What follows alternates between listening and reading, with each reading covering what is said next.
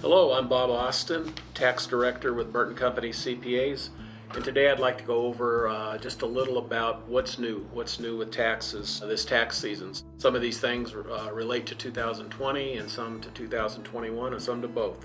What's new with individuals? These are highlights. Number one, charitable contributions for your 2020 tax return. You will be able to deduct up to $300 even if you're a non-itemizer.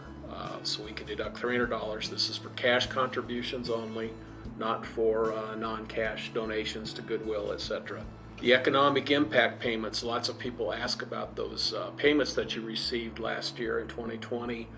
For example, $1,200 for individuals, $2,400 for married couples, plus $500 for children, qualifying children.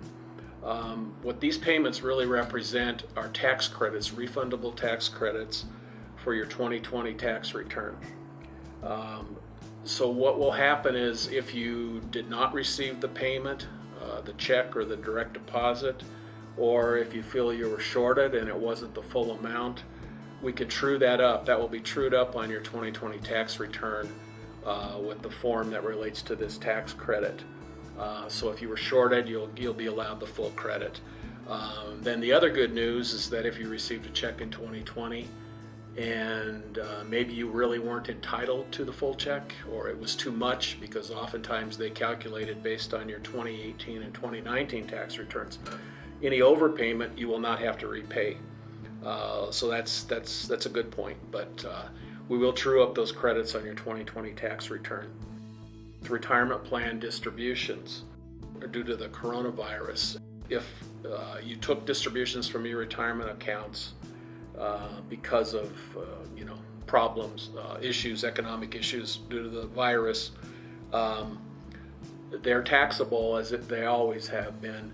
But this year for 2020, if you took one of those distributions, you'll be able to pay the tax ratably over 3 years rather than all in 2020. And the 10% early withdrawal penalty if you're under the age of 59 and a half will not apply in this case. There is also a repeal now of the minimum age for contributing to an IRA. People ask me questions, can I contribute to my IRA? In the past, once you reached the age of 70 and a half, you could no longer contribute to an IRA even if you were still employed, still working, and otherwise would have qualified.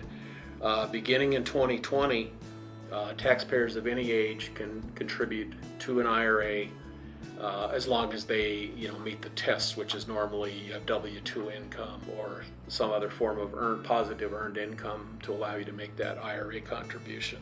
This year, individual taxpayers will receive interest on their refund calculated from the original due date, which was April 15th of 2020, as long as the return was filed by the postponed due date of July 15th of 2020.